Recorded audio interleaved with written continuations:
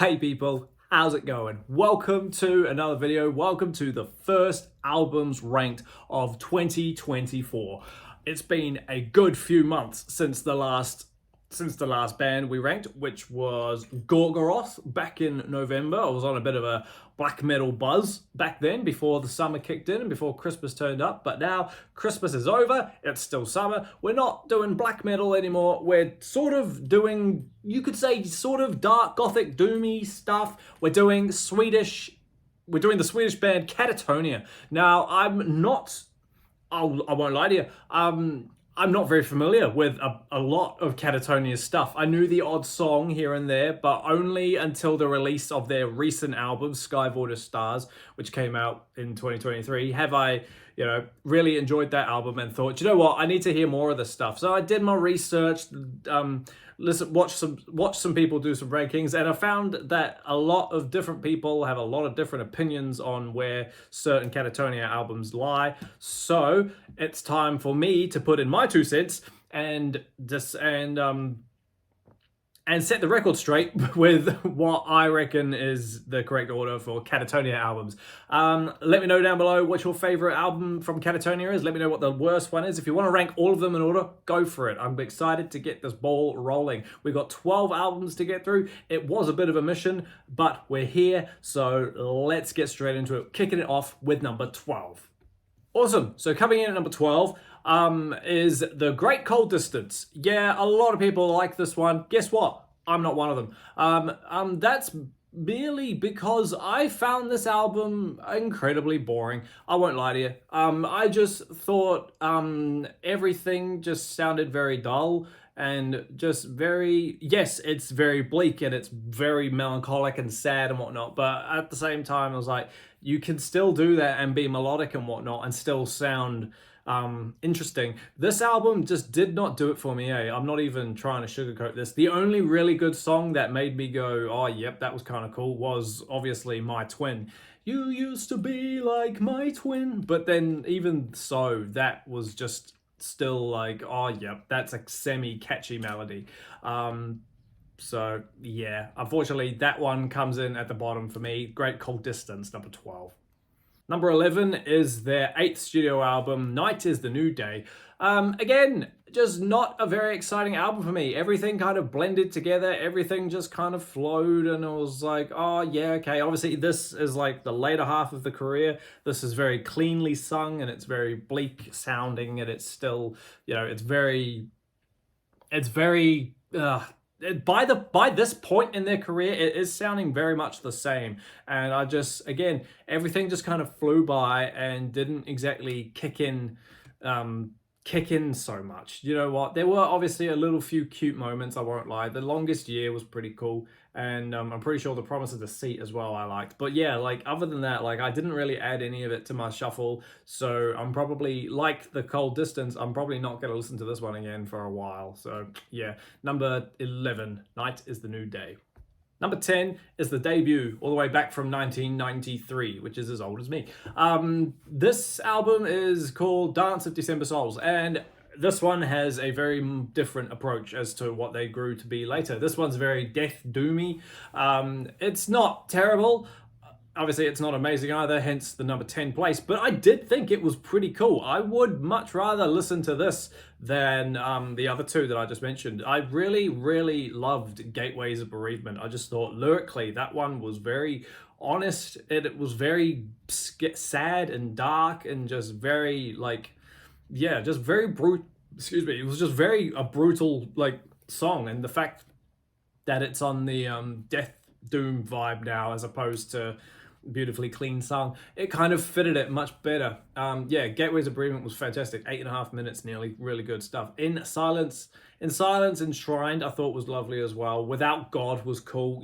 There's some, and Tomb of Insomnia as well, a great way to close it, and the cute little dancing December figure thing at the end was great as well. An interesting debut, pretty cool. I would look out for it again if I would listen to this one again, and if I see it in the shop, I will happily buy it. But yeah, could have, obviously there's so much more stuff to talk about that's better than this, but yeah, it's not a bad debut. For a debut, I think it's a great effort. So yeah, number 10, Dance of December Souls. Number 9 is an album that I think a few people quite enjoy. However, once again, I'm not really one of them. Number 9 is Viva. Is it Viva? Viva Emptiness. Yeah, is it Viva or Vivos? I can't exactly remember. But yeah, again, one big gripe, even with the albums that I loved by the band, there was one gripe that I had with every album, and that was there was no need for these albums to be as long as they are. Like, I've noticed that the ones that I've talked about, this one is 52 minutes, Dance of December Souls is 50 minutes, but like when you get to the later half of this stuff, they're all over an hour long. It's just like, bro, I don't need a 70-minute bleak album. It makes it really, really hard to listen to, and to stay what's the word, stay focused and aware of what's going on. However, Viva Emptiness, I thought, was a bit, what's the word, the first half was okay, but again, I kind of got trailed off at the end. Do you know what I mean? It just went on for too long, and I was just like, there's nothing here that's making me go, holy damn, this album is fantastic. Apart from the opener. The opener was pretty cool.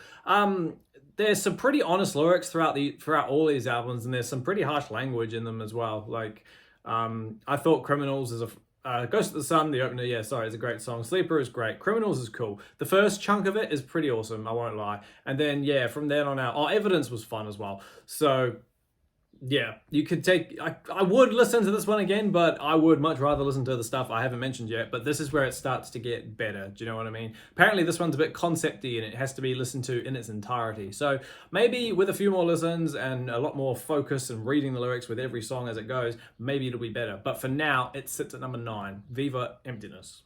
Number 8 is The Fall of Hearts.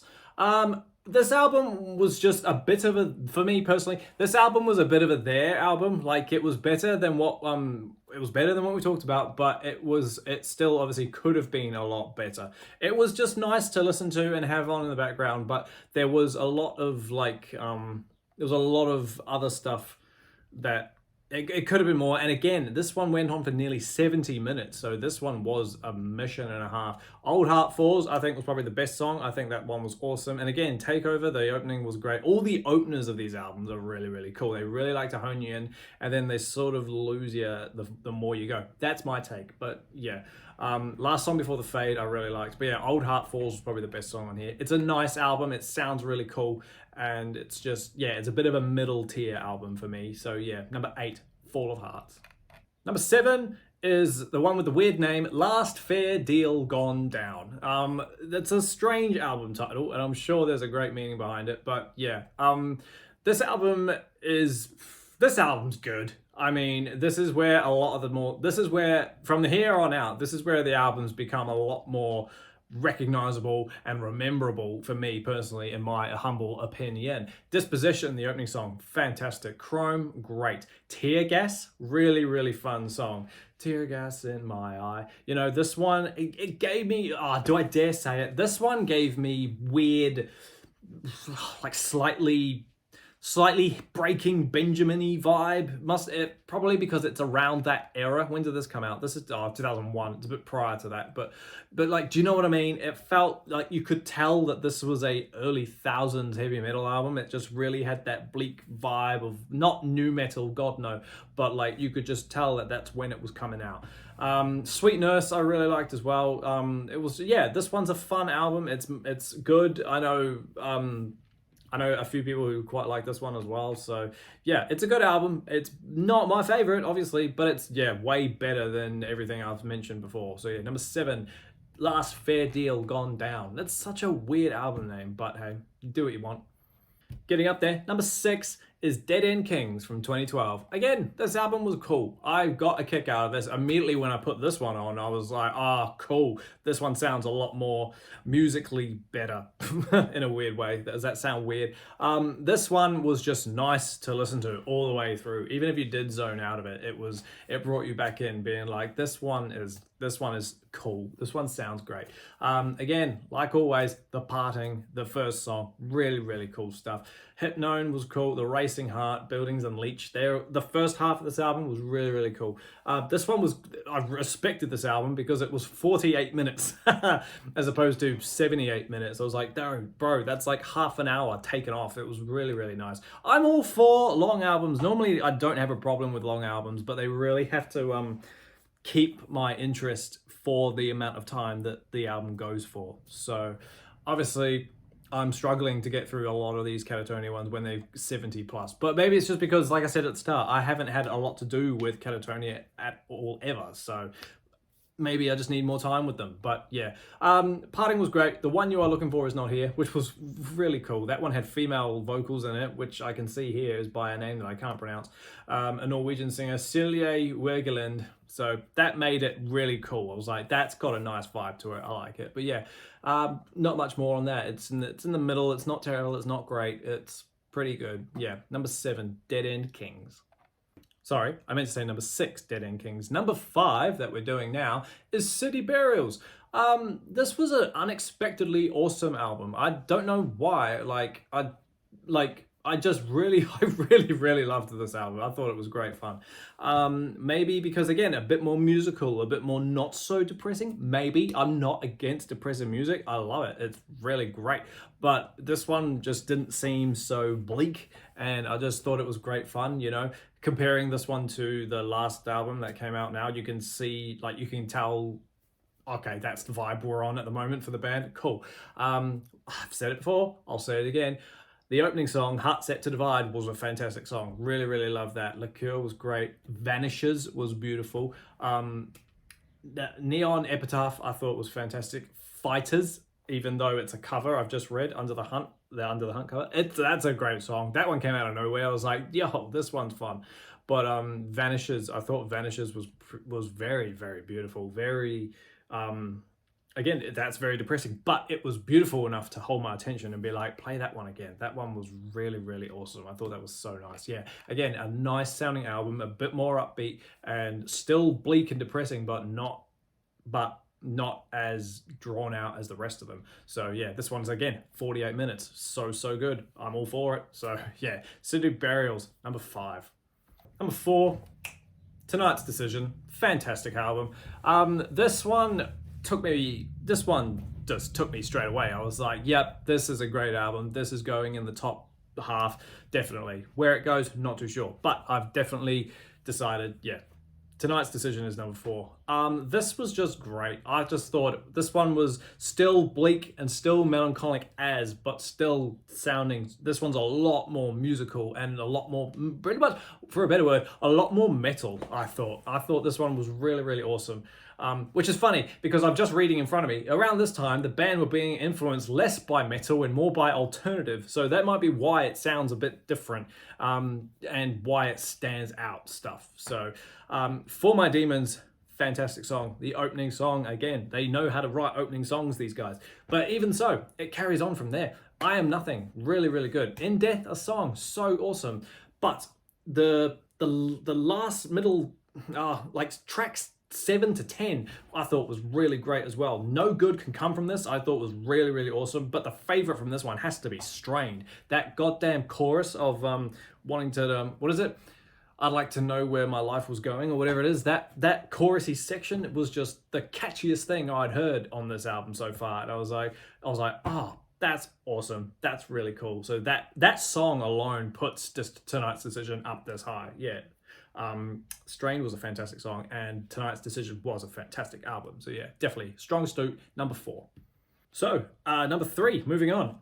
Number 3 is a physical copy that we've got, and that is their latest album. It is Sky Void of Stars. Like I said previously at the beginning of this album, beginning of this video, I really dig this album. This made it into my top 10 albums of 2023 list, and rightly so. It's like might be like number 3 or number 4 maybe. This one just, I just loved it. I love it's weird. It's a catchy, upbeat-ish album, but the vocals are really low and really sort of like slower, melancholic-y vibe. I've said that word so much in this video, but it's what Katatonic is.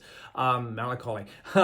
It's just, there's nothing really epic on here, but like everything just kind of flowed well and gelled together. You could tell that they found, like, this one and City Burials, you could tell they released, like, you know, in the same era, and they just went really well together. Songs like Austerity, I think, might be, I keep saying it, the best opening song that Katatonia have ever done. Austerity, I thought, was so catchy. No telling wrong from right. That middle chunk was just so nice. I've played that song so much over these last few weeks.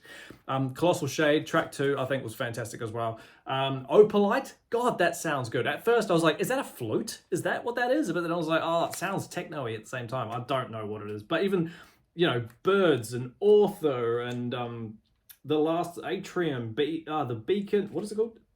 No Beacon to illuminate our fall. Every song on here is pretty damn good, but definitely sides A and B of the vinyl are the strong ones. It's Austerity, Colossal, Opalite, Birds, Dark Moon, Drab Moon, sorry, Author, and it's just so nice. It's a great album. If you haven't heard their latest album, Sky Void of Stars, I highly recommend it. It's so good. So that's easily just it definitely deserves to go up high. Sky Void Stars, number 3. Number 2 is the album that I keep seeing people put in the bottom, and I don't know why. Number 2 is Discouraged Ones. Come on, you guys. What's the matter? Discouraged Ones, I think, was awesome.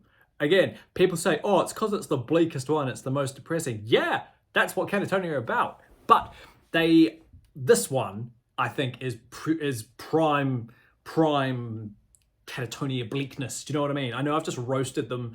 I know I just roasted all their previous albums, being like, oh, it's too bleak, it's too boring, it goes on for too long. But this one goes for 45 minutes, and it's just really, really. It's so good. I don't know why everyone hates it. I Break is a great opener again. It's so, so good. Stalemate, great. Dead House, fantastic. Cold Ways Gone, fantastic. Saw You Drown, God, that's a sad song, but it's amazing as well. Honestly, Discouraged Ones is a great album. And for those of you who think it's down the bottom, I really, really recommend you try and get back into it, because honestly, it's amazing. It's honestly so good. Everything about it, Cold Ways Gone, just Saw You Drown in its own is just beautiful. I think it's so nice. Yeah, it's a great album, definitely. Discouraged Ones, number 2. Which means, everybody, that my number 1 pick for my favorite Katatonia album is none other than Brave Murder Day, hence why I have it on LP. I don't know what it is about this album. Well, I do. It's better than everything else. It's nothing impressive. It's 6 songs, which is the amazing part, considering everything else is like 13, 12 tracks. The fact that this one's only 6 is pretty damn awesome. Obviously, this is the standalone album by itself. When it got re-released, it included an EP as well, bringing it up to a total of 10 tracks, which added it to be an hour long, like normal Katatonia albums. But without that, like I say, it's 6 tracks. It's so good. You get mad Opeth vibes from this album, purely because of Michael Ackerfeld's lead vocals, except in track 3, which makes sense, because that's a really nice, beautiful song. The first song, Brave, it's 10 minutes long, and it's death doom vibes, definitely. It's a slower album, but God, it's catchy. It's very it is a bit repetitive, but it's almost hypnotic in a way, I thought. I just think it's great. That first song, Brave, that part, where the chords are going, just go, go, go, and then there's that awesome tappy, is it tapped or just an arpeggiated picked guitar section? It's just fantastic. But aside from that, Murder was a great song as well. Day, just that real nice, clean guitar pick, like real campfire-esque vibe. Honestly, it was so good. But then even side 2, Rain Man 12 and Rain Room 12, End Time, sorry. It's just great. That section, is it in 12, I think, where the bass drums just come out of nowhere and they're like super loud in the mix and they make it sound real good. It's so nice. Yeah, easily. Number 1 for me, my favorite Katatonia album, Brave Murder Day. If you haven't listened to this, go check it out. This is their second full-length album, so it's the last real sort of death doomy stuff, but honestly, it's so good. Go listen to it. Brave Murder Day. fantastic team. Thank you so much for hanging out with me while I sit here and take you through my picks of which KATATONIA album is the best. Like I said at the start, let me know down below what yours are. Tell me why I'm wrong and we can argue about why our albums are better than each other's. I'm so excited to get back into the rut of making rankings. I've already got another one on the way. That one should be out really soon. So yeah, keep an eye out for that one. Hit the like, subscribe, all that fun stuff. Shout suggestions at me if you want me to do certain bands. But until the next video happens, everybody, like always, stay inside, stay safe. Listen to KATATONIA, listen to Brave Murder Day, and I will see you all in the next ranking in the next video. See you later.